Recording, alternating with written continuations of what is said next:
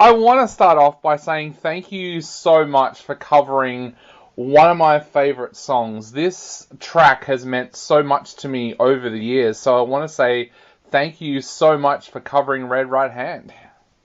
Oh, dude, we've got that in common. That is, ever since I first heard it, it sort of sits in the back of your brain, and I weigh up most of what I see in a day just based on sort of what that means to me.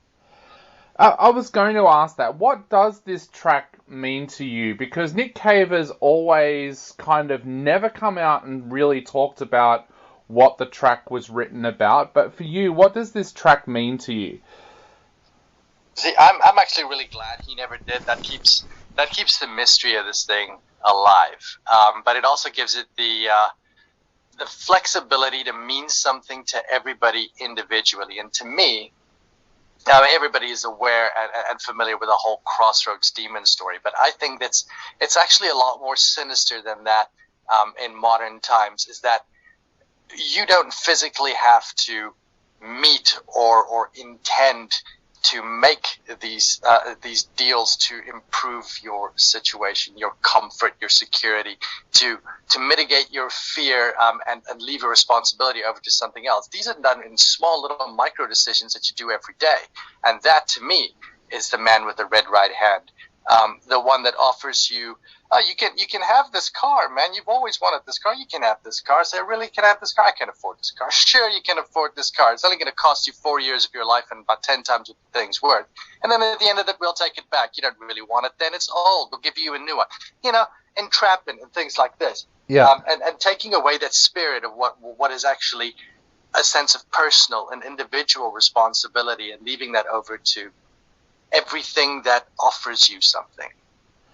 It's a track that seems to be loved by a lot of creative people, and I don't know if you know this, but Chris Carter, who created the X-Files, it's one of his favourite tracks, to the point where for years and years and years he never used recorded music in the X-Files. This was the first track that he ever used, and he said it was a huge inspiration behind the show. What do you think it is about this track and Cave's lyrics that inspires so many creative people? Well, the lyrics are, it really does wax poetically, but if you take a minute to look at it, it's fairly direct, and it speaks to something in everyone. But I think the secret to the song that made it that much of an impact is that, unlike my version, it is really, really simple. There's not a lot clouding it. There's not a lot of music going on. It's all really quiet. And it's all very much up to your interpretation of what's happening. There's not a lot to give you ideas. The ideas are evoked within the person. The original song is long, but you don't really notice how long it is when you're listening to it. Yep. Despite the fact that it is that simple. And I think that really brings across what it is intended for. That mystery, that self-evocation, give you the opportunity to make the song in your own head and in your own heart. Do you remember the first time you ever heard the original? Was there a moment when you remember you heard it? There isn't. I've actually asked myself that. Why does this song actually resonate so much? The other song that walks hand in hand with that one for me is When the Man Comes Around by Johnny Cash. Yep. Also, don't know when I first heard that song, but it really, that worms into the back of my brain. It sits there. It's one of those, like I said earlier, one of those benchmarks that I evaluate everything with that I encounter in a particular day. Never could I ever tell you why I first heard it? No. Yeah. Have you always been a Nick Cave fan? Like, for people here in Australia growing up, especially in my generation, Nick Cave was an artist that we were all exposed to when we were at high school. Have you always been a Nick Cave fan?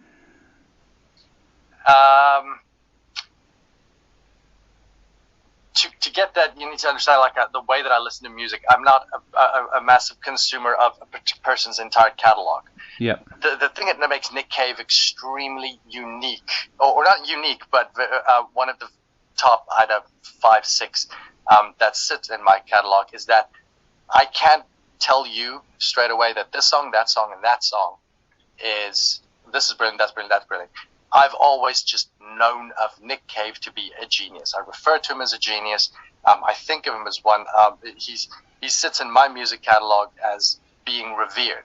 And I never really consider why, which is what, in that case, what makes him really, really unique.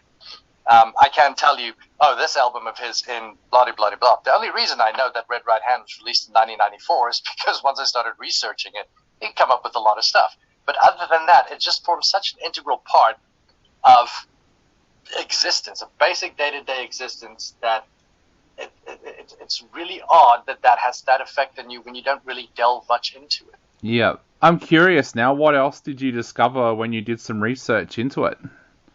That he didn't even discuss the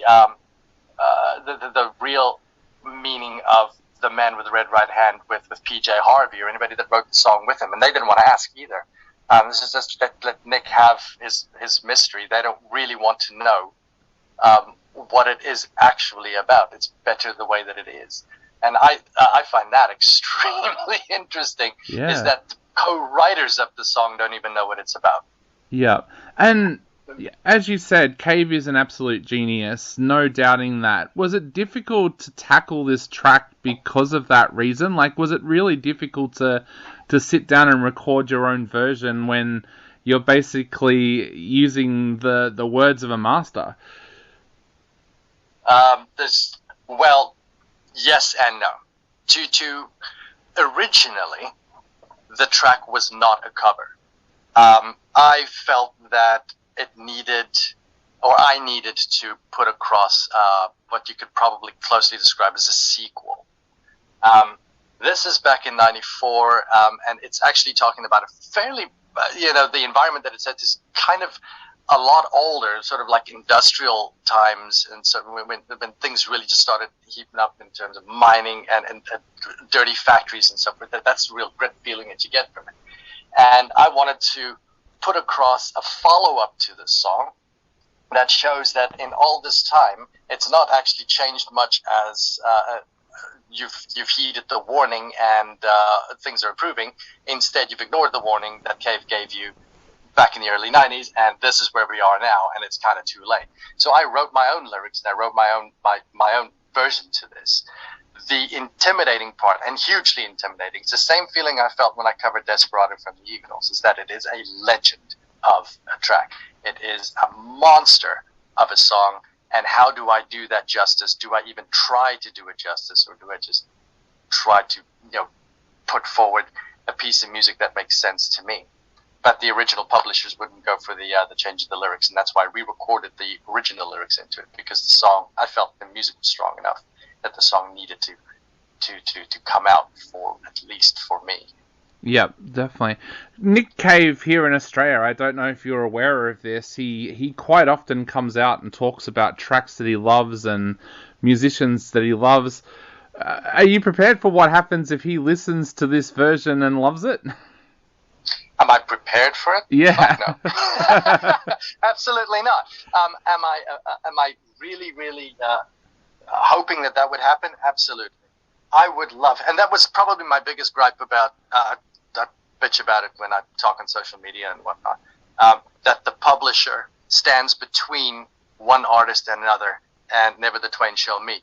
Yeah. And I would really love for Nick to listen to this, and I'm pretty convinced that Nick would have liked my version as well, my version of the lyrics, but also as well as the rendition of the song, the feel of what I'm trying to put across. I'm sure he would love it.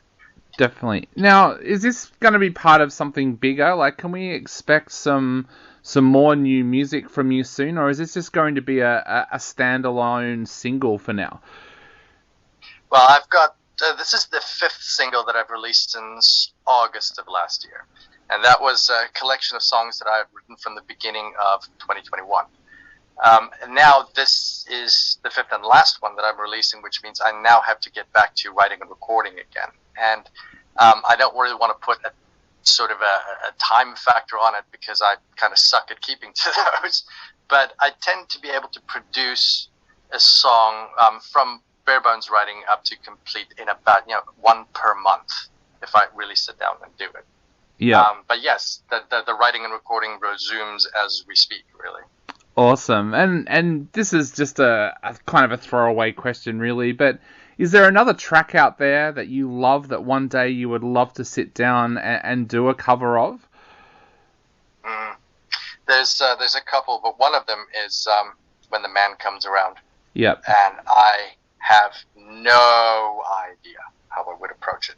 Now, that being said, I didn't have any idea I was going to approach either of these, Desperado or Red Right Hand. No idea. It just sit and play with it until it starts feeling right, and then you build on that feeling.